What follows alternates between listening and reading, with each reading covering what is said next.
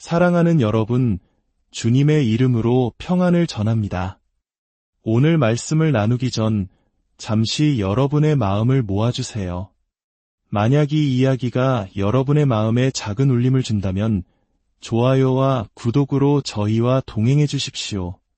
여러분의 작은 손길 하나가 지금 이 순간에도 지친 마음으로 홀로 기도하고 있을 또 다른 누군가에게 하나님의 따뜻한 위로를 전하는 통로가 될 수 있습니다. 여러분의 모든 손길 위에 주님의 축복이 함께하기를 기도합니다. 하루의 끝, 무거운 몸을 이끌고 조용한 골방에 무릎 꿇는 순간이 있습니다. 기도해야 한다는 것은 머리로 너무나 잘 알고 있지만 막상 마음을 모으는 순간 머릿속은 하얗게 비어버리고 아무것도 떠오르지 않습니다. 입은 굳게 닫히고 마음은 텅 빈 것처럼 멍해져 옵니다. 그저 무릎만 꿇은 채 정적 속에서 시간만 하염없이 흘러갑니다. 그 누구보다 하나님께 가까이 가고 싶다는 열망은 간절한데 오히려 그분과 더 멀어진 것 같은 깊은 고독감이 밀려오는 밤. 많은 분들이 바로 그런 순간 기도를 멈추고 말없이 자리에서 일어나곤 합니다. 지금 이렇게 지쳐 있는데 이런 마음으로는 하나님께 드릴 말이 없어 그렇게 스스로의 상태를 판단하고 기도의 문을 스스로 닫아버리는 선택을 하는 것이죠. 하지만 성경은 바로 그때야말로 우리가 하나님을 찾는 순간이 아니라 하나님께서 우리를 먼저 찾으시는 순간이라고 분명히 말씀합니다. 예레미야 33장 3절에서 하나님은 우리에게 이렇게 약속하십니다. 너는 내게 부르짖으라 내가 내게 응답하겠고 내가 알지 못하는 크고 은밀한 일을 내게 보이리라. 이 말씀은 우리가 아무 말도 하지 못할 만큼 지쳐 쓰러져 있을 때조차도 작은 신음 하나로도 하나님께 부르짖을 수 있다는 따뜻한 초대입니다. 또한 하나님께서 우리보다 먼저 그 기도의 자리에 와 계시며 우리의 부르짖음에 응답하시겠다고 약속하시는 희망의 메시지입니다. 시편 138편 3절에서 다윗은 이렇게 고백합니다. 내가 간구하는 날에 주께서 응답하시고 내 영혼에 힘을 주어 나를 강하게 하셨나이다. 이 말씀이 우리에게 깊은 위로가 되는 이유는 하나님께서는 우리가 얼마나 유창하게, 얼마나 논리적으로, 얼마나 길게 기도했는가를 따지지 않으신다는 사실 때문입니다. 오히려 우리의 연약함, 우리의 솔직한 마음, 그 지쳐버린 상태 그대로를 받으시고 그 영혼에 새 힘을 부어주시는 분이라는 것을 깨닫게 합니다. 기도가 잘 되지 않을 때 우리는 깊은 자책감에 시달립니다. 내 믿음이 이것밖에 안 되는 걸까? 하나님이 나를 멀리하시는 건 아닐까? 하는 불안한 생각들이 걷잡을 수 없이 마음을 뒤덮습니다. 한국 사회의 치열한 경쟁 속에서 우리는 늘 무언가를 잘 해내야 한다는 압박감에 시달리며 살아갑니다. 어쩌면 우리는 신앙생활마저, 기도마저 잘 해내야 하는 또 하나의 과제처럼 여기고 있었는지 모릅니다. 그러나 그럴 때일수록 우리는 감정이 아닌 말씀으로 돌아가 다시 용기를 얻어야 합니다. 시편 145편 18절은 말합니다. 여호와께서는 자기에게 간구하는 모든 자 곧 진실하게 간구하는 모든 자에게 가까이 하시는도다. 하나님께서는 우리가 입술로 화려하게 쏟아내는 수많은 말보다 진심을 담은 단 한마디의 침묵, 그 속삭임을 더 귀하게 들으십니다. 포장된 감정의 기도가 아니라 있는 그대로의 마음을 들고 나아올 때 주님은 가장 가까이 우리 곁에 계십니다. 문제가 해결되지 않아 답답할 때 우리는 문제만 바라보며 시선을 땅에 고정시키곤 합니다. 하지만 시편 121편은 우리에게 시선을 바꾸라고 권면합니다. 내가 산을 향하여 눈을 들리라 나의 도움이 어디서 올까 나의 도움은 천지를 지으신 여호와에게서로다. 문제만을 바라보던 시선을 들어 천지를 지으신 전능하신 하나님께로 돌리는 것. 그것이 바로 기도의 시작이며 모든 회복의 문을 여는 열쇠입니다. 기도는 유창한 말로 시작되는 것이 아닙니다. 주님, 도와주세요. 이 한마디, 아니 그 마음을 하나님께 드리려는 결심 하나만으로도 기도는 이미 시작된 것입니다. 로마서 8장 26절은 더욱 놀라운 비밀을 알려줍니다. 성령도 우리의 연약함을 도우시나니 우리는 마땅히 기도할 바를 알지 못하나 오직 성령이 말할 수 없는 탄식으로 우리를 위하여 친히 간구하시느니라. 우리가 무슨 말을 해야 할지 모를 때조차 우리 안에 계신 성령께서 우리의 마음속 깊은 탄식을 기도로 바꾸어 하나님께 전하고 계시다는 약속입니다. 그렇기에 지쳐서 아무 말 못하고 기도 자리에 앉아 있는 것만으로도 우리는 이미 충분히 하나님의 크신 은혜 안에 머물고 있는 것입니다. 마음이 상하여 기도조차 하기 어려운 그 자리에 하나님은 더 가까이 오십니다. 시편 34편 18절의 말씀처럼 여호와는 마음이 상한 자를 가까이 하시고 충심으로 통회하는 자를 구원하시는도다. 기도는 말이 아니라 하나님을 찾는 마음에서 시작됩니다. 정리되지 않은 생각이어도 괜찮고 문장이 완성되지 않아도 괜찮습니다. 하나님, 제가 여기 있습니다. 주님을 찾습니다. 이 짧은 고백 하나면 충분합니다. 때로는 말씀을 천천히 읽는 것만으로도 기도가 됩니다. 시편 119편 105절의 말씀처럼 주의 말씀은 내 발의 등이요 내 길의 빛이니이다. 캄캄한 기도의 밤, 어디로 가야 할지 모를 때 말씀 한 구절이 등불이 되어 우리의 갈 길을 비춰줍니다.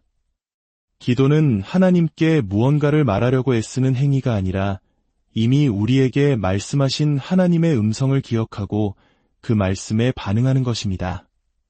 지금 이 순간 아무런 기도를 올리지 못했더라도 낙심하지 마십시오. 시편 18편 6절의 고백처럼 하나님은 그의 성전에서 우리의 작은 마음의 소리까지도 듣고 계십니다. 마태복음 7장 7절의 말씀처럼 구하고 찾고 두드리십시오. 기도가 안 될 때는 끝이 아니라 하나님의 문을 두드릴 새로운 시작입니다.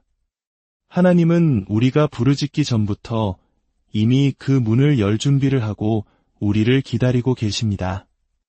기도하겠다고 마음먹은 날일수록 이상하게도 몸은 더 피곤하고 마음은 더 산란해질 때가 있습니다. 평소에는 아무렇지도 않던 사소한 일들이 자꾸 마음에 걸리고 기도 자리에 앉아도 한마디 꺼내기가 천근만근 무겁게 느껴집니다. 그렇게 시간만 흐르고 나면 마음 한편에는 기도하지 못했다는 묵직한 부담감과 죄책감만 남습니다. 이렇게 기도가 어렵지? 내가 뭔가 단단히 잘못된 걸까?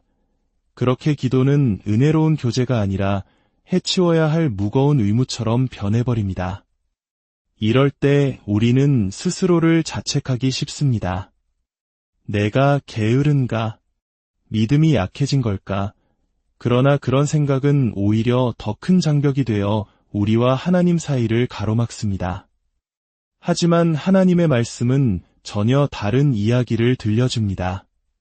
하나님은 우리의 기도 실력이나 태도를 평가하시는 분이 아니라 우리의 중심, 그 진심을 보시는 분이십니다. 우리의 연약한 마음조차도 하나님의 크신 긍휼 아래에 있다는 사실을 기억해야 합니다.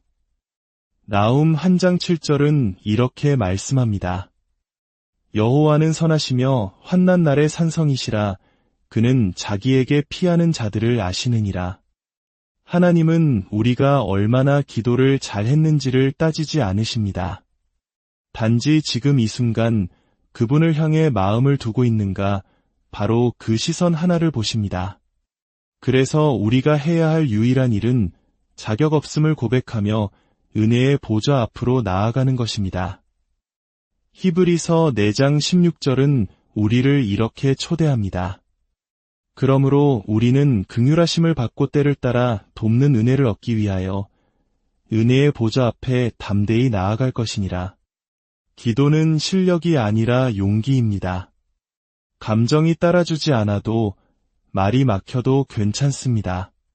하나님은 그 모습 그대로의 우리를 지금 이 자리로 초대하고 계십니다. 그렇게 기도가 어색하고 부담스럽게 느껴질 때 우리의 시작은 말씀이 되어야 합니다.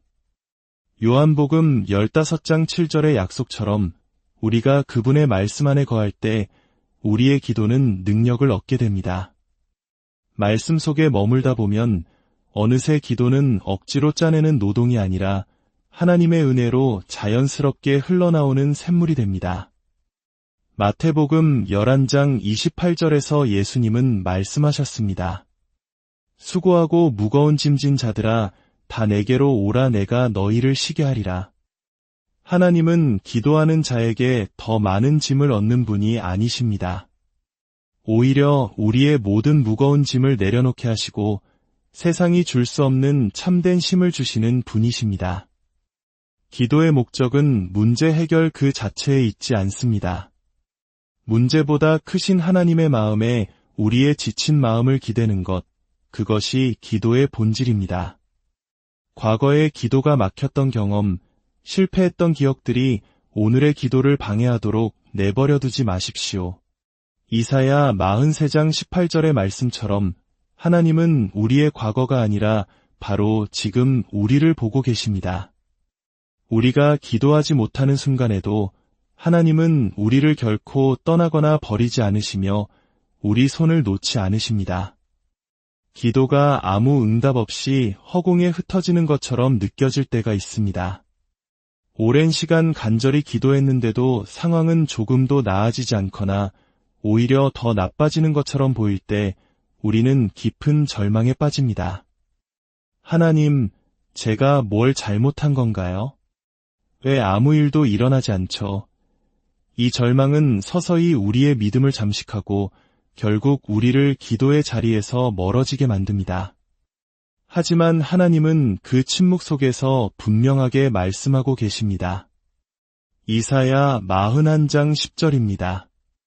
두려워하지 말라 내가 너와 함께 함이라 놀라지 말라 나는 내 하나님이 됨이라 내가 너를 굳세게 하리라 참으로 너를 도와주리라. 하나님의 응답은 반드시 상황의 변화로만 오지 않습니다. 때로는 우리 내면의 변화, 시선의 전환, 그리고 인내의 깊이를 더하는 방식으로 다가옵니다. 하나님은 문제 해결 이전에 그 문제를 겪고 있는 우리의 영혼을 먼저 붙드시고 우리를 믿음의 사람으로 자라게 하십니다. 지금 겪고 있는 환난과 응답 없는 시간은 결코 낭비되지 않습니다. 고린도후서 4장 17절의 말씀처럼 이 잠시 받는 환난에 경한 것이 지극히 크고 영원한 영광에 중한 것을 우리에게 이루게 할 것입니다. 우리는 눈앞의 결과만을 바라보지만 하나님은 그 고통의 과정을 통해 일하고 계십니다. 하나님의 시간표는 우리의 기준과 다르지만 하박국 2장 3절의 약속처럼 결코 지체되지 않습니다.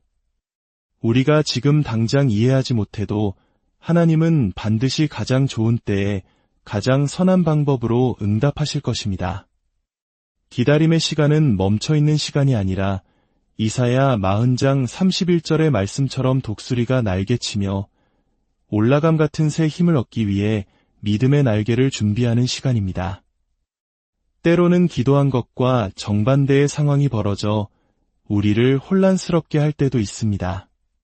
그러나 이사야 64장 8절의 고백처럼 우리는 진을기고 주님은 토기장이이십니다. 하나님은 기도를 통해 우리를 그분이 계획하신 가장 아름다운 형상으로 빚어가고 계시는 중입니다. 그러므로 응답이 오기 전에 우리가 먼저 누려야 할 것은 빌립보서 4장의 약속처럼 모든 지각에 뛰어난 하나님의 평강입니다. 상황은 변하지 않았지만 내 마음의 주님이 주시는 평강이 임했다면 우리는 이미 가장 큰 응답을 받은 것입니다. 기도의 자리를 지키고 있는데도 마음은 끝없이 메말라가고 하나님의 임재가 전혀 느껴지지 않을 때가 있습니다. 마치 두꺼운 구름이 하늘을 가린 것처럼 내 기도는 공중으로 흩어지는 것만 같습니다.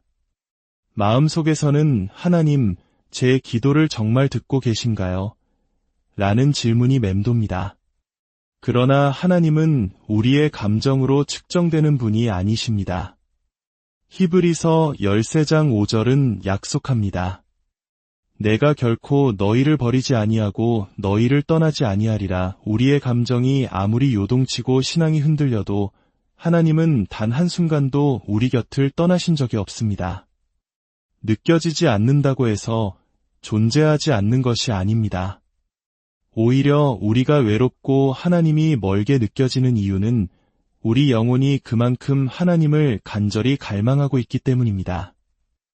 그 갈망 자체가 우리가 하나님과 연결되어 있다는 가장 강력한 증거입니다.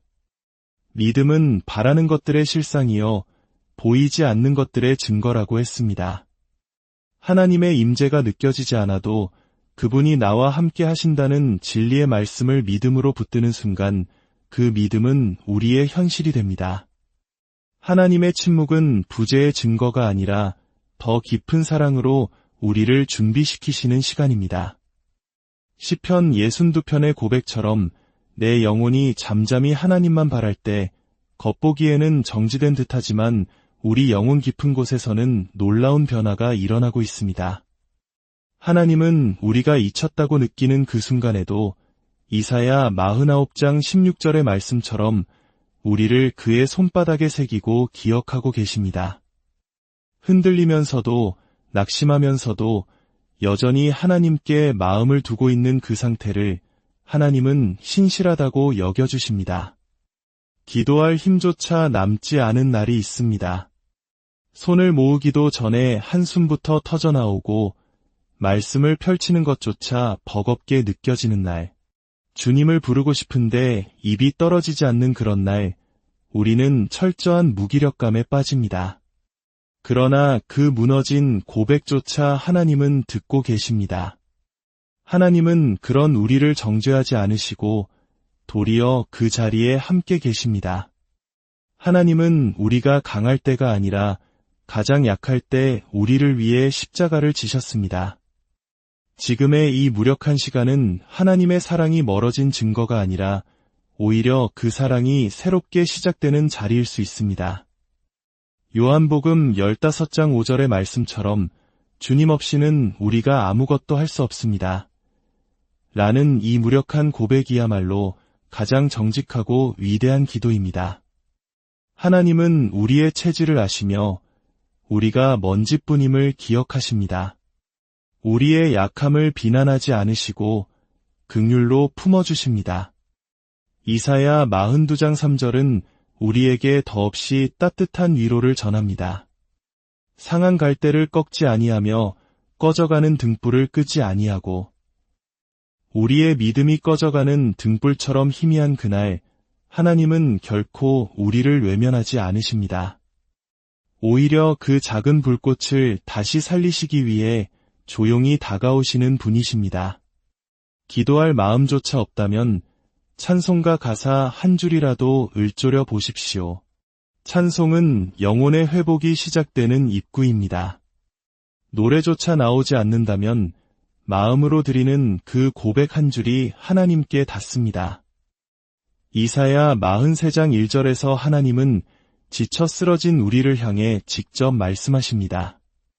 너는 두려워하지 말라. 내가 너를 구속하였고 내가 너를 지명하여 불렀나니 너는 내 것이라. 우리는 하나님의 것입니다. 기도하지 못하는 지금 이 순간에도 하나님은 우리를 결코 놓치지 않으십니다. 그렇게 말씀과 씨름하며 기도가 회복되기 시작할 때 우리는 놀라운 변화를 경험합니다. 처음엔 탄식과 한숨으로 시작했던 기도가 어느 순간 감사와 찬송으로 바뀌기 시작합니다. 상황은 변한 것이 없는데 내 마음이 달라지고 내 시선이 달라지고 결국 모든 상황 속에서 하나님의 선하심을 노래하게 되는 자리로 인도받게 됩니다. 데살로니가전서 5장 18절은 범사에 감사하라고 말합니다. 이것은 모든 상황 속에서 하나님의 선한 손길을 발견할 수 있다는 믿음의 선포입니다. 찬양은 감정이 충만할 때만 드리는 것이 아닙니다. 오히려 마음이 메마르고 상황이 암담할 때 믿음으로 드리는 찬양이야말로 하나님을 가장 기쁘시게 하는 예배입니다. 기도의 여정은 문제 해결에서 시작하여 하나님의 임재를 경험하고 마침내 삶 전체를 드리는 헌신의 자리로 나아갑니다. 기도의 끝에서 우리는 더 이상 하나님, 이것을 해주세요라고 구하는 것이 아니라 주님, 제가 여기 있나이다. 주님의 뜻을 따르겠습니다라고 고백하게 됩니다.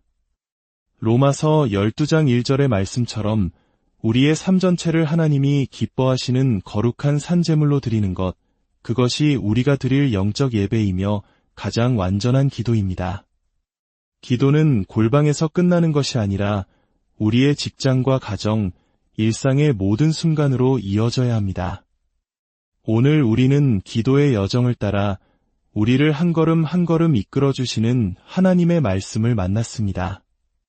기도가 막힐 때, 부담스러울 때, 응답이 지연될 때, 하나님이 느껴지지 않을 때, 그리고 마침내 기도할 힘조차 없을 때 붙들어야 할 약속의 말씀들을 기억하십시오. 이 모든 여정의 끝에서 기도는 응답을 받기 위한 수단이 아니라 하나님과 동행하는 삶 자체가 되어야 함을 고백합니다. 사랑하는 여러분, 이 말씀을 통해 기도와 응답, 말씀과 찬양으로 하나님을 다시 깊이 만나셨다면 여러분의 삶 속에서도 하나님의 선하신 뜻이 온전히 이루어지기를 간절히 기도합니다. 모든 지각에 뛰어난 하나님의 평강이 여러분의 마음과 생각, 그리고 삶의 모든 걸음을 사랑하는 여러분, 주님의 이름으로 평안을 전합니다. 오늘 말씀을 나누기 전 잠시 여러분의 마음을 모아주세요. 만약 이 이야기가 여러분의 마음에 작은 울림을 준다면 좋아요와 구독으로 저희와 동행해 주십시오. 여러분의 작은 손길 하나가 지금 이 순간에도 지친 마음으로 홀로 기도하고 있을 또 다른 누군가에게 하나님의 따뜻한 위로를 전하는 통로가 될 수 있습니다. 여러분의 모든 손길 위에 주님의 축복이 함께하기를 기도합니다. 하루의 끝, 무거운 몸을 이끌고 조용한 골방에 무릎 꿇는 순간이 있습니다. 기도해야 한다는 것은 머리로 너무나 잘 알고 있지만 막상 마음을 모으는 순간 머릿속은 하얗게 비어버리고 아무것도 떠오르지 않습니다. 입은 굳게 닫히고 마음은 텅 빈 것처럼 멍해져 옵니다. 그저 무릎만 꿇은 채 정적 속에서 시간만 하염없이 흘러갑니다. 그 누구보다 하나님께 가까이 가고 싶다는 열망은 간절한데 오히려 그분과 더 멀어진 것 같은 깊은 고독감이 밀려오는 밤. 많은 분들이 바로 그런 순간 기도를 멈추고 말없이 자리에서 일어나곤 합니다. 지금 이렇게 지쳐 있는데 이런 마음으로는 하나님께 드릴 말이 없어 그렇게 스스로의 상태를 판단하고 기도의 문을 스스로 닫아버리는 선택을 하는 것이죠. 하지만 성경은 바로 그때야말로 우리가 하나님을 찾는 순간이 아니라 하나님께서 우리를 먼저 찾으시는 순간이라고 분명히 말씀합니다. 예레미야 33장 3절에서 하나님은 우리에게 이렇게 약속하십니다. 너는 내게 부르짖으라 내가 내게 응답하겠고 내가 알지 못하는 크고 은밀한 일을 내게 보이리라. 이 말씀은 우리가 아무 말도 하지 못할 만큼 지쳐 쓰러져 있을 때조차도 작은 신음 하나로도 하나님께 부르짖을 수 있다는 따뜻한 초대입니다. 또한 하나님께서 우리보다 먼저 그 기도의 자리에 와 계시며 우리의 부르짖음에 응답하시겠다고 약속하시는 희망의 메시지입니다. 시편 138편 3절에서 다윗은 이렇게 고백합니다. 내가 간구하는 날에 주께서 응답하시고 내 영혼에 힘을 주어 나를 강하게 하셨나이다. 이 말씀이 우리에게 깊은 위로가 되는 이유는 하나님께서는 우리가 얼마나 유창하게, 얼마나 논리적으로, 얼마나 길게 기도했는가를 따지지 않으신다는 사실 때문입니다. 오히려 우리의 연약함, 우리의 솔직한 마음, 그 지쳐버린 상태 그대로를 받으시고 그 영혼에 새 힘을 부어주시는 분이라는 것을 깨닫게 합니다.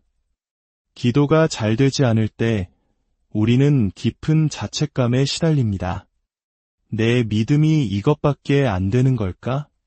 하나님이 나를 멀리 하시는 건 아닐까 하는 불안한 생각들이 걷잡을 수 없이 마음을 뒤덮습니다. 한국 사회의 치열한 경쟁 속에서 우리는 늘 무언가를 잘 해내야 한다는 압박감에 시달리며 살아갑니다. 어쩌면 우리는 신앙생활마저, 기도마저 잘 해내야 하는 또 하나의 과제처럼 여기고 있었는지 모릅니다. 그러나 그럴 때일수록 우리는 감정이 아닌 말씀으로 돌아가 다시 용기를 얻어야 합니다. 시편 145편 18절은 말합니다.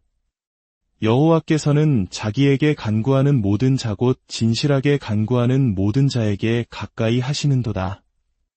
하나님께서는 우리가 입술로 화려하게 쏟아내는 수많은 말보다 진심을 담은 단 한마디의 침묵, 그 속삭임을 더 귀하게 들으십니다. 포장된 감정의 기도가 아니라 있는 그대로의 마음을 들고 나아올 때 주님은 가장 가까이 우리 곁에 계십니다.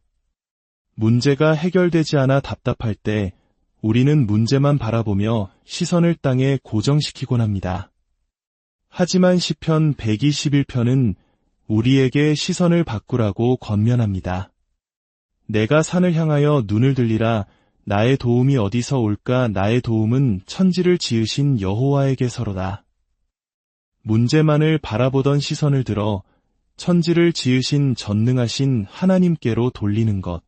그것이 바로 기도의 시작이며 모든 회복의 문을 여는 열쇠입니다.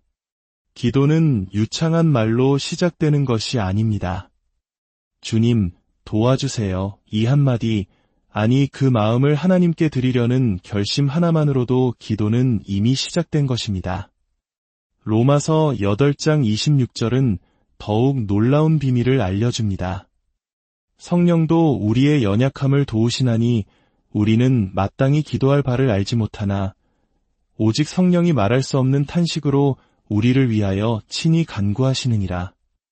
우리가 무슨 말을 해야 할지 모를 때조차 우리 안에 계신 성령께서 우리의 마음속 깊은 탄식을 기도로 바꾸어 하나님께 전하고 계시다는 약속입니다. 그렇기에 지쳐서 아무 말 못하고 기도 자리에 앉아 있는 것만으로도 우리는 이미 충분히 하나님의 크신 은혜 안에 머물고 있는 것입니다. 마음이 상하여 기도조차 하기 어려운 그 자리에 하나님은 더 가까이 오십니다. 시편 34편 18절의 말씀처럼 여호와는 마음이 상한 자를 가까이 하시고 충심으로 통회하는 자를 구원하시는도다. 기도는 말이 아니라 하나님을 찾는 마음에서 시작됩니다. 정리되지 않은 생각이어도 괜찮고 문장이 완성되지 않아도 괜찮습니다. 하나님, 제가 여기 있습니다. 주님을 찾습니다. 이 짧은 고백 하나면 충분합니다. 때로는 말씀을 천천히 읽는 것만으로도 기도가 됩니다. 시편 119편 105절의 말씀처럼 주의 말씀은 내 발의 등이요 내 길의 빛이니이다. 캄캄한 기도의 밤, 어디로 가야 할지 모를 때 말씀 한 구절이 등불이 되어 우리의 갈 길을 비춰줍니다. 기도는 하나님께 무언가를 말하려고 애쓰는 행위가 아니라 이미 우리에게 말씀하신 하나님의 음성을 기억하고 그 말씀에 반응하는 것입니다. 지금 이 순간 아무런 기도를 올리지 못했더라도 낙심하지 마십시오. 시편 18편 6절의 고백처럼 하나님은 그의 성전에서 우리의 작은 마음의 소리까지도 듣고 계십니다. 마태복음 7장 7절의 말씀처럼 구하고 찾고 두드리십시오. 기도가 안 될 때는 끝이 아니라 하나님의 문을 두드릴 새로운 시작입니다. 하나님은 우리가 부르짖기 전부터 이미 그 문을 열 준비를 하고 우리를 기다리고 계십니다. 기도하겠다고 마음먹은 날일수록 이상하게도 몸은 더 피곤하고 마음은 더 산란해질 때가 있습니다. 평소에는 아무렇지도 않던 사소한 일들이 자꾸 마음에 걸리고 기도 자리에 앉아도 한마디 꺼내기가 천근만근 무겁게 느껴집니다. 그렇게 시간만 흐르고 나면 마음 한편에는 기도하지 못했다는 묵직한 부담감과 죄책감만 남습니다. 이렇게 기도가 어렵지? 내가 뭔가 단단히 잘못된 걸까? 그렇게 기도는 은혜로운 교제가 아니라 해치워야 할 무거운 의무처럼 변해버립니다. 이럴 때 우리는 스스로를 자책하기 쉽습니다. 내가 게으른가? 믿음이 약해진 걸까? 그러나 그런 생각은 오히려 더 큰 장벽이 되어 우리와 하나님 사이를 가로막습니다. 하지만 하나님의 말씀은 전혀 다른 이야기를 들려줍니다. 하나님은 우리의 기도 실력이나 태도를 평가하시는 분이 아니라 우리의 중심, 그 진심을 보시는 분이십니다. 우리의 연약한 마음조차도 하나님의 크신 긍휼 아래에 있다는 사실을 기억해야 합니다. 나훔 1장 7절은 이렇게 말씀합니다. 여호와는 선하시며 환난 날의 산성이시라. 그는 자기에게 피하는 자들을 아시느니라. 하나님은 우리가 얼마나 기도를 잘했는지를 따지지 않으십니다. 단지 지금 이 순간 그분을 향해 마음을 두고 있는가, 바로 그 시선 하나를 보십니다. 그래서 우리가 해야 할 유일한 일은 자격 없음을 고백하며 은혜의 보좌 앞으로 나아가는 것입니다. 히브리서 4장 16절은 우리를 이렇게 초대합니다. 그러므로 우리는 긍휼하심을 받고 때를 따라 돕는 은혜를 얻기 위하여 은혜의 보좌 앞에 담대히 나아갈 것이니라. 기도는 실력이 아니라 용기입니다. 감정이 따라주지 않아도 말이 막혀도 괜찮습니다. 하나님은 그 모습 그대로의 우리를 지금 이 자리로 초대하고 계십니다. 그렇게 기도가 어색하고 부담스럽게 느껴질 때 우리의 시작은 말씀이 되어야 합니다. 요한복음 15장 7절의 약속처럼 우리가 그분의 말씀 안에 거할 때 우리의 기도는 능력을 얻게 됩니다. 말씀 속에 머물다 보면 어느새 기도는 억지로 짜내는 노동이 아니라 하나님의 은혜로 자연스럽게 흘러나오는 샘물이 됩니다. 마태복음 11장 28절에서 예수님은 말씀하셨습니다. 수고하고 무거운 짐진 자들아, 다 내게로 오라. 내가 너희를 쉬게 하리라. 하나님은 기도하는 자에게 더 많은 짐을 얻는 분이 아니십니다.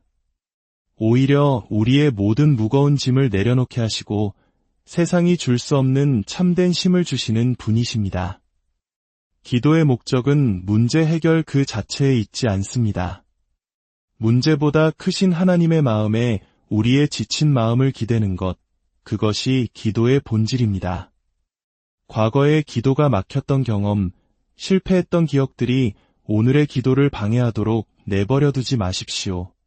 이사야 43장 18절의 말씀처럼 하나님은 우리의 과거가 아니라 바로 지금 우리를 보고 계십니다. 우리가 기도하지 못하는 순간에도 하나님은 우리를 결코 떠나거나 버리지 않으시며 우리 손을 놓지 않으십니다. 기도가 아무 응답 없이 허공에 흩어지는 것처럼 느껴질 때가 있습니다. 오랜 시간 간절히 기도했는데도 상황은 조금도 나아지지 않거나 오히려 더 나빠지는 것처럼 보일 때 우리는 깊은 절망에 빠집니다. 하나님, 제가 뭘 잘못한 건가요? 왜 아무 일도 일어나지 않죠? 이 절망은 서서히 우리의 믿음을 잠식하고 결국 우리를 기도의 자리에서 멀어지게 만듭니다. 하지만 하나님은 그 침묵 속에서 분명하게 말씀하고 계십니다.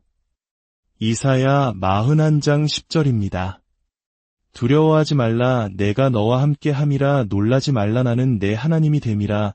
내가 너를 굳세게 하리라. 참으로 너를 도와주리라. 하나님의 응답은 반드시 상황의 변화로만 오지 않습니다.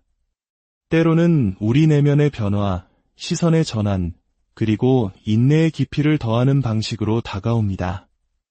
하나님은 문제 해결 이전에 그 문제를 겪고 있는 우리의 영혼을 먼저 붙드시고 우리를 믿음의 사람으로 자라게 하십니다. 지금 겪고 있는 환난과 응답 없는 시간은 결코 낭비되지 않습니다. 고린도후서 4장 17절의 말씀처럼 이 잠시 받는 환난에 경한 것이 지극히 크고 영원한 영광에 중한 것을 우리에게 이루게 할 것입니다.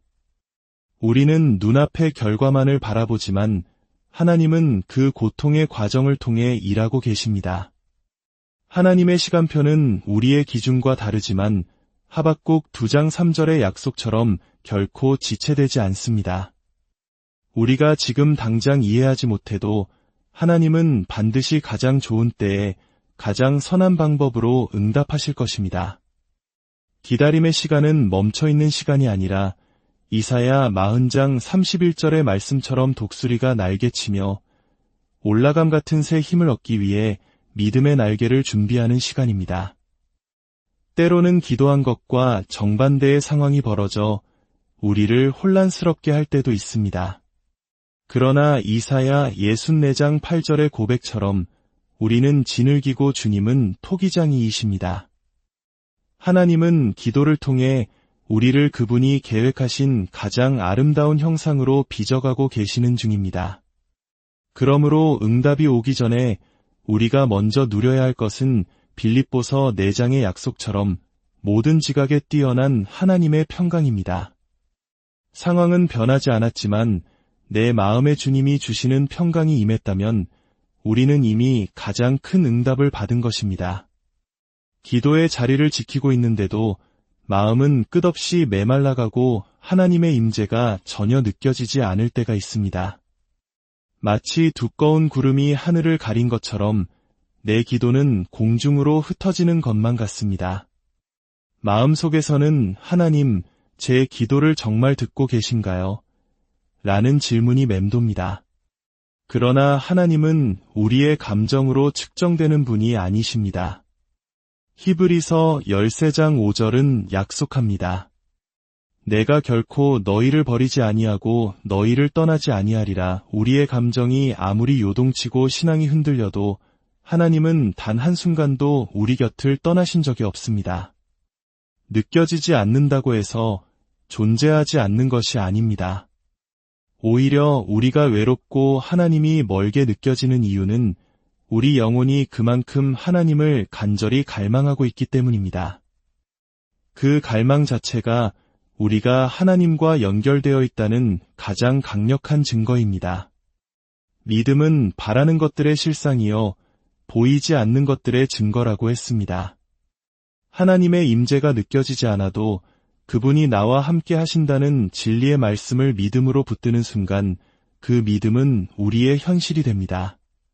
하나님의 침묵은 부재의 증거가 아니라 더 깊은 사랑으로 우리를 준비시키시는 시간입니다.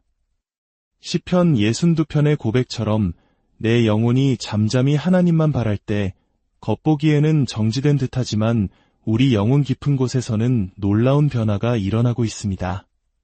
하나님은 우리가 잊혔다고 느끼는 그 순간에도 이사야 49장 16절의 말씀처럼 우리를 그의 손바닥에 새기고 기억하고 계십니다.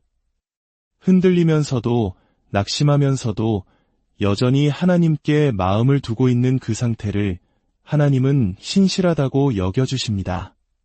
기도할 힘조차 남지 않은 날이 있습니다.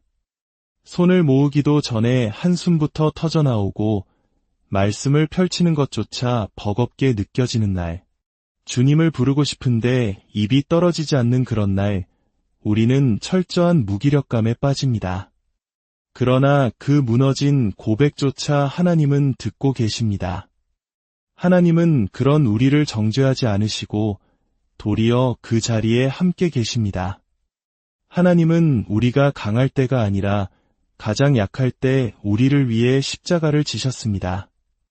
지금의 이 무력한 시간은 하나님의 사랑이 멀어진 증거가 아니라 오히려 그 사랑이 새롭게 시작되는 자리일 수 있습니다. 요한복음 15장 5절의 말씀처럼 주님 없이는 우리가 아무것도 할 수 없습니다.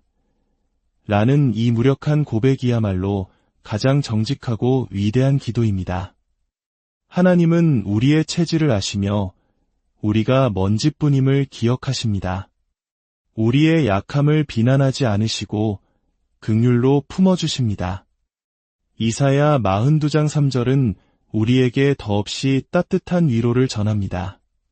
상한 갈대를 꺾지 아니하며 꺼져가는 등불을 끄지 아니하고 우리의 믿음이 꺼져가는 등불처럼 희미한 그날 하나님은 결코 우리를 외면하지 않으십니다. 오히려 그 작은 불꽃을 다시 살리시기 위해 조용히 다가오시는 분이십니다. 기도할 마음조차 없다면 찬송가 가사 한 줄이라도 읊조려 보십시오. 찬송은 영혼의 회복이 시작되는 입구입니다. 노래조차 나오지 않는다면 마음으로 드리는 그 고백 한 줄이 하나님께 닿습니다. 이사야 43장 1절에서 하나님은 지쳐 쓰러진 우리를 향해 직접 말씀하십니다. 너는 두려워하지 말라. 내가 너를 구속하였고 내가 너를 지명하여 불렀나니 너는 내 것이라. 우리는 하나님의 것입니다. 기도하지 못하는 지금 이 순간에도 하나님은 우리를 결코 놓치지 않으십니다. 그렇게 말씀과 씨름하며 기도가 회복되기 시작할 때 우리는 놀라운 변화를 경험합니다. 처음엔 탄식과 한숨으로 시작했던 기도가 어느 순간 감사와 찬송으로 바뀌기 시작합니다. 상황은 변한 것이 없는데 내 마음이 달라지고 내 시선이 달라지고 결국 모든 상황 속에서 하나님의 선하심을 노래하게 되는 자리로 인도받게 됩니다. 데살로니가전서 5장 18절은 범사에 감사하라고 말합니다. 이것은 모든 상황 속에서 하나님의 선한 손길을 발견할 수 있다는 믿음의 선포입니다. 찬양은 감정이 충만할 때만 드리는 것이 아닙니다. 오히려 마음이 메마르고 상황이 암담할 때 믿음으로 드리는 찬양이야말로 하나님을 가장 기쁘시게 하는 예배입니다. 기도의 여정은 문제 해결에서 시작하여 하나님의 임재를 경험하고 마침내 삶전체를 드리는 헌신의 자리로 나아갑니다. 기도의 끝에서 우리는 더 이상 하나님, 이것을 해주세요라고 구하는 것이 아니라 주님, 제가 여기 있나이다. 주님의 뜻을 따르겠습니다라고 고백하게 됩니다. 로마서 12장 1절의 말씀처럼 우리의 삶 전체를 하나님이 기뻐하시는 거룩한 산제물로 드리는 것, 그것이 우리가 드릴 영적 예배이며 가장 완전한 기도입니다. 기도는 골방에서 끝나는 것이 아니라 우리의 직장과 가정, 일상의 모든 순간으로 이어져야 합니다. 오늘 우리는 기도의 여정을 따라 우리를 한 걸음 한 걸음 이끌어주시는 하나님의 말씀을 만났습니다. 기도가 막힐 때, 부담스러울 때, 응답이 지연될 때, 하나님이 느껴지지 않을 때, 그리고 마침내 기도할 힘조차 없을 때 붙들어야 할 약속의 말씀들을 기억하십시오. 이 모든 여정의 끝에서 기도는 응답을 받기 위한 수단이 아니라 하나님과 동행하는 삶 자체가 되어야 함을 고백합니다. 사랑하는 여러분, 이 말씀을 통해 기도와 응답, 말씀과 찬양으로 하나님을 다시 깊이 만나셨다면 여러분의 삶 속에서도 하나님의 선하신 뜻이 온전히 이루어지기를 간절히 기도합니다. 모든 지각에 뛰어난 하나님의 평강이 여러분의 마음과 생각, 그리고 삶의 모든 걸음을 사랑하는 여러분, 주님의 이름으로 평안을 전합니다. 오늘 말씀을 나누기 전 잠시 여러분의 마음을 모아주세요. 만약 이 이야기가 여러분의 마음에 작은 울림을 준다면 좋아요와 구독으로 저희와 동행해 주십시오. 여러분의 작은 손길 하나가 지금 이 순간에도 지친 마음으로 홀로 기도하고 있을 또 다른 누군가에게 하나님의 따뜻한 위로를 전하는 통로가 될 수 있습니다. 여러분의 모든 손길 위에 주님의 축복이 함께하기를 기도합니다. 하루의 끝, 무거운 몸을 이끌고 조용한 골방에 무릎 꿇는 순간이 있습니다. 기도해야 한다는 것은 머리로 너무나 잘 알고 있지만 막상 마음을 모으는 순간 머릿속은 하얗게 비어버리고 아무것도 떠오르지 않습니다. 입은 굳게 닫히고 마음은 텅 빈 것처럼 멍해져 옵니다. 그저 무릎만 꿇은 채 정적 속에서 시간만 하염없이 흘러갑니다. 그 누구보다 하나님께 가까이 가고 싶다는 열망은 간절한데 오히려 그분과 더 멀어진 것 같은 깊은 고독감이 밀려오는 밤. 많은 분들이 바로 그런 순간 기도를 멈추고 말없이 자리에서 일어나곤 합니다. 지금 이렇게 지쳐 있는데 이런 마음으로는 하나님께 드릴 말이 없어 그렇게 스스로의 상태를 판단하고 기도의 문을 스스로 닫아버리는 선택을 하는 것이죠. 하지만 성경은 바로 그때야말로 우리가 하나님을 찾는 순간이 아니라 하나님께서 우리를 먼저 찾으시는 순간이라고 분명히 말씀합니다. 예레미야 33장 3절에서 하나님은 우리에게 이렇게 약속하십니다. 너는 내게 부르짖으라 내가 내게 응답하겠고 내가 알지 못하는 크고 은밀한 일을 내게 보이리라. 이 말씀은 우리가 아무 말도 하지 못할 만큼 지쳐 쓰러져 있을 때조차도 작은 신음 하나로도 하나님께 부르짖을 수 있다는 따뜻한 초대입니다. 또한 하나님께서 우리보다 먼저 그 기도의 자리에 와 계시며 우리의 부르짖음에 응답하시겠다고 약속하시는 희망의 메시지입니다. 시편 138편 3절에서 다윗은 이렇게 고백합니다. 내가 간구하는 날에 주께서 응답하시고 내 영혼에 힘을 주어 나를 강하게 하셨나이다. 이 말씀이 우리에게 깊은 위로가 되는 이유는 하나님께서는 우리가 얼마나 유창하게, 얼마나 논리적으로, 얼마나 길게 기도했는가를 따지지 않으신다는 사실 때문입니다. 오히려 우리의 연약함, 우리의 솔직한 마음, 그 지쳐버린 상태 그대로를 받으시고 그 영혼에 새 힘을 부어주시는 분이라는 것을 깨닫게 합니다. 기도가 잘 되지 않을 때 우리는 깊은 자책감에 시달립니다. 내 믿음이 이것밖에 안 되는 걸까? 하나님이 나를 멀리하시는 건 아닐까? 하는 불안한 생각들이 걷잡을 수 없이 마음을 뒤덮습니다. 한국 사회의 치열한 경쟁 속에서 우리는 늘 무언가를 잘 해내야 한다는 압박감에 시달리며 살아갑니다. 어쩌면 우리는 신앙생활마저, 기도마저 잘 해내야 하는 또 하나의 과제처럼 여기고 있었는지 모릅니다. 그러나 그럴 때일수록 우리는 감정이 아닌 말씀으로 돌아가 다시 용기를 얻어야 합니다. 시편 145편 18절은 말합니다. 여호와께서는 자기에게 간구하는 모든 자 곧 진실하게 간구하는 모든 자에게 가까이 하시는도다. 하나님께서는 우리가 입술로 화려하게 쏟아내는 수많은 말보다 진심을 담은 단 한마디의 침묵, 그 속삭임을 더 귀하게 들으십니다. 포장된 감정의 기도가 아니라 있는 그대로의 마음을 들고 나아올 때 주님은 가장 가까이 우리 곁에 계십니다. 문제가 해결되지 않아 답답할 때 우리는 문제만 바라보며 시선을 땅에 고정시키곤 합니다. 하지만 시편 121편은 우리에게 시선을 바꾸라고 권면합니다. 내가 산을 향하여 눈을 들리라 나의 도움이 어디서 올까 나의 도움은 천지를 지으신 여호와에게서로다. 문제만을 바라보던 시선을 들어 천지를 지으신 전능하신 하나님께로 돌리는 것. 그것이 바로 기도의 시작이며 모든 회복의 문을 여는 열쇠입니다. 기도는 유창한 말로 시작되는 것이 아닙니다. 주님, 도와주세요. 이 한마디, 아니 그 마음을 하나님께 드리려는 결심 하나만으로도 기도는 이미 시작된 것입니다. 로마서 8장 26절은 더욱 놀라운 비밀을 알려줍니다.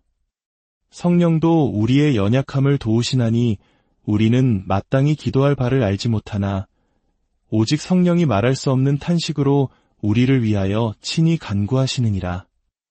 우리가 무슨 말을 해야 할지 모를 때조차 우리 안에 계신 성령께서 우리의 마음속 깊은 탄식을 기도로 바꾸어 하나님께 전하고 계시다는 약속입니다. 그렇기에 지쳐서 아무 말 못하고 기도 자리에 앉아있는 것만으로도 우리는 이미 충분히 하나님의 크신 은혜 안에 머물고 있는 것입니다. 마음이 상하여 기도조차 하기 어려운 그 자리에 하나님은 더 가까이 오십니다. 시편 34편 18절의 말씀처럼 여호와는 마음이 상한 자를 가까이 하시고 충심으로 통회하는 자를 구원하시는도다. 기도는 말이 아니라 하나님을 찾는 마음에서 시작됩니다. 정리되지 않은 생각이어도 괜찮고 문장이 완성되지 않아도 괜찮습니다. 하나님, 제가 여기 있습니다. 주님을 찾습니다. 이 짧은 고백 하나면 충분합니다. 때로는 말씀을 천천히 읽는 것만으로도 기도가 됩니다. 시편 119편 105절의 말씀처럼 주의 말씀은 내 발의 등이요 내 길의 빛이니이다. 캄캄한 기도의 밤, 어디로 가야 할지 모를 때 말씀 한 구절이 등불이 되어 우리의 갈 길을 비춰줍니다. 기도는 하나님께 무언가를 말하려고 애쓰는 행위가 아니라 이미 우리에게 말씀하신 하나님의 음성을 기억하고 그 말씀에 반응하는 것입니다. 지금 이 순간 아무런 기도를 올리지 못했더라도 낙심하지 마십시오. 시편 18편 6절의 고백처럼 하나님은 그의 성전에서 우리의 작은 마음의 소리까지도 듣고 계십니다. 마태복음 7장 7절의 말씀처럼 구하고 찾고 두드리십시오. 기도가 안 될 때는 끝이 아니라 하나님의 문을 두드릴 새로운 시작입니다. 하나님은 우리가 부르짖기 전부터 이미 그 문을 열 준비를 하고 우리를 기다리고 계십니다. 기도하겠다고 마음먹은 날일수록 이상하게도 몸은 더 피곤하고 마음은 더 산란해질 때가 있습니다. 평소에는 아무렇지도 않던 사소한 일들이 자꾸 마음에 걸리고 기도 자리에 앉아도 한마디 꺼내기가 천근만근 무겁게 느껴집니다. 그렇게 시간만 흐르고 나면 마음 한편에는 기도하지 못했다는 묵직한 부담감과 죄책감만 남습니다. 이렇게 기도가 어렵지? 내가 뭔가 단단히 잘못된 걸까? 그렇게 기도는 은혜로운 교제가 아니라 해치워야 할 무거운 의무처럼 변해버립니다. 이럴 때 우리는 스스로를 자책하기 쉽습니다. 내가 게으른가? 믿음이 약해진 걸까? 그러나 그런 생각은 오히려 더 큰 장벽이 되어 우리와 하나님 사이를 가로막습니다. 하지만 하나님의 말씀은 전혀 다른 이야기를 들려줍니다. 하나님은 우리의 기도 실력이나 태도를 평가하시는 분이 아니라 우리의 중심, 그 진심을 보시는 분이십니다. 우리의 연약한 마음조차도 하나님의 크신 긍휼 아래에 있다는 사실을 기억해야 합니다. 나훔 1장 7절은 이렇게 말씀합니다. 여호와는 선하시며 환난 날의 산성이시라. 그는 자기에게 피하는 자들을 아시느니라. 하나님은 우리가 얼마나 기도를 잘했는지를 따지지 않으십니다. 단지 지금 이 순간 그분을 향해 마음을 두고 있는가, 바로 그 시선 하나를 보십니다.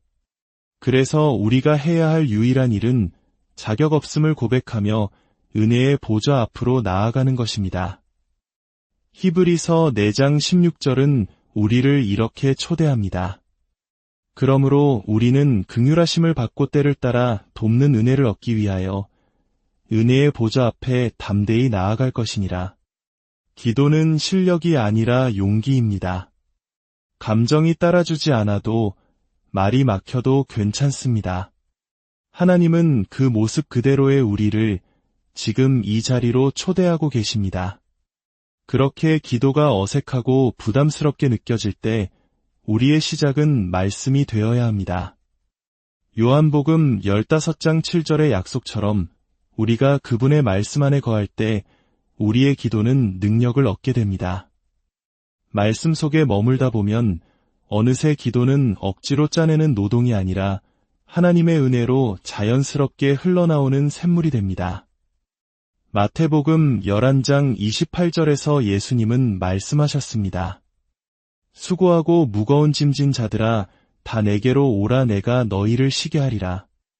하나님은 기도하는 자에게 더 많은 짐을 얻는 분이 아니십니다. 오히려 우리의 모든 무거운 짐을 내려놓게 하시고 세상이 줄 수 없는 참된 쉼을 주시는 분이십니다. 기도의 목적은 문제 해결 그 자체에 있지 않습니다. 문제보다 크신 하나님의 마음에 우리의 지친 마음을 기대는 것, 그것이 기도의 본질입니다. 과거에 기도가 막혔던 경험, 실패했던 기억들이 오늘의 기도를 방해하도록 내버려두지 마십시오. 이사야 43장 18절의 말씀처럼 하나님은 우리의 과거가 아니라 바로 지금 우리를 보고 계십니다. 우리가 기도하지 못하는 순간에도 하나님은 우리를 결코 떠나거나 버리지 않으시며 우리의 기도를 우리 손을 놓지 않으십니다. 기도가 아무 응답 없이 허공에 흩어지는 것처럼 느껴질 때가 있습니다. 오랜 시간 간절히 기도했는데도 상황은 조금도 나아지지 않거나 오히려 더 나빠지는 것처럼 보일 때 우리는 깊은 절망에 빠집니다. 하나님, 제가 뭘 잘못한 건가요? 왜 아무 일도 일어나지 않죠? 이 절망은 서서히 우리의 믿음을 잠식하고 결국 우리를 기도의 자리에서 멀어지게 만듭니다. 하지만 하나님은 그 침묵 속에서 분명하게 말씀하고 계십니다. 이사야 41장 10절입니다. 두려워하지 말라, 내가 너와 함께 함이라. 놀라지 말라, 나는 내 하나님이 됨이라. 내가 너를 굳세게 하리라. 참으로 너를 도와주리라. 하나님의 응답은 반드시 상황의 변화로만 오지 않습니다. 때로는 우리 내면의 변화, 시선의 전환, 그리고 인내의 깊이를 더하는 방식으로 다가옵니다. 하나님은 문제 해결 이전에 그 문제를 겪고 있는 우리의 영혼을 먼저 붙드시고 우리를 믿음의 사람으로 자라게 하십니다. 지금 겪고 있는 환난과 응답 없는 시간은 결코 낭비되지 않습니다. 고린도후서 4장 17절의 말씀처럼 이 잠시 받는 환난에 경한 것이 지극히 크고 영원한 영광에 중한 것을 우리에게 이루게 할 것입니다. 우리는 눈앞의 결과만을 바라보지만 하나님은 그 고통의 과정을 통해 일하고 계십니다. 하나님의 시간표는 우리의 기준과 다르지만 하박국 2장 3절의 약속처럼 결코 지체되지 않습니다. 우리가 지금 당장 이해하지 못해도 하나님은 반드시 가장 좋은 때에 가장 선한 방법으로 응답하실 것입니다. 기다림의 시간은 멈춰있는 시간이 아니라 이사야 40장 31절의 말씀처럼 독수리가 날개치며 올라감 같은 새 힘을 얻기 위해 믿음의 날개를 준비하는 시간입니다. 때로는 기도한 것과 정반대의 상황이 벌어져 우리를 혼란스럽게 할 때도 있습니다. 그러나 이사야 64장 8절의 고백처럼 우리는 진을기고 주님은 토기장이이십니다. 하나님은 기도를 통해 우리를 그분이 계획하신 가장 아름다운 형상으로 빚어가고 계시는 중입니다. 그러므로 응답이 오기 전에 우리가 먼저 누려야 할 것은 빌립보서 4장의 약속처럼 모든 지각에 뛰어난 하나님의 평강입니다. 상황은 변하지 않았지만 내 마음의 주님이 주시는 평강이 임했다면 우리는 이미 가장 큰 응답을 받은 것입니다. 기도의 자리를 지키고 있는데도 마음은 끝없이 메말라가고 하나님의 임재가 전혀 느껴지지 않을 때가 있습니다.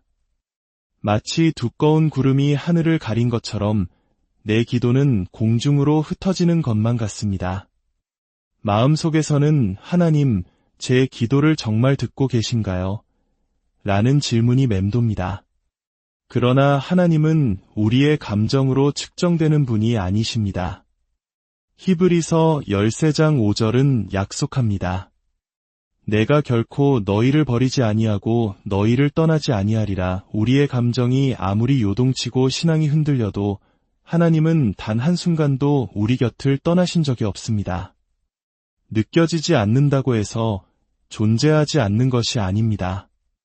오히려 우리가 외롭고 하나님이 멀게 느껴지는 이유는 우리 영혼이 그만큼 하나님을 간절히 갈망하고 있기 때문입니다. 그 갈망 자체가 우리가 하나님과 연결되어 있다는 가장 강력한 증거입니다. 믿음은 바라는 것들의 실상이요 보이지 않는 것들의 증거라고 했습니다. 하나님의 임재가 느껴지지 않아도 그분이 나와 함께 하신다는 진리의 말씀을 믿음으로 붙드는 순간 그 믿음은 우리의 현실이 됩니다. 하나님의 침묵은 부재의 증거가 아니라 더 깊은 사랑으로 우리를 준비시키시는 시간입니다. 시편 62편의 고백처럼 내 영혼이 잠잠히 하나님만 바랄 때 겉보기에는 정지된 듯하지만 우리 영혼 깊은 곳에서는 놀라운 변화가 일어나고 있습니다. 하나님은 우리가 잊혔다고 느끼는 그 순간에도 이사야 49장 16절의 말씀처럼 우리를 그의 손바닥에 새기고 기억하고 계십니다. 흔들리면서도 낙심하면서도 여전히 하나님께 마음을 두고 있는 그 상태를 하나님은 신실하다고 여겨주십니다. 기도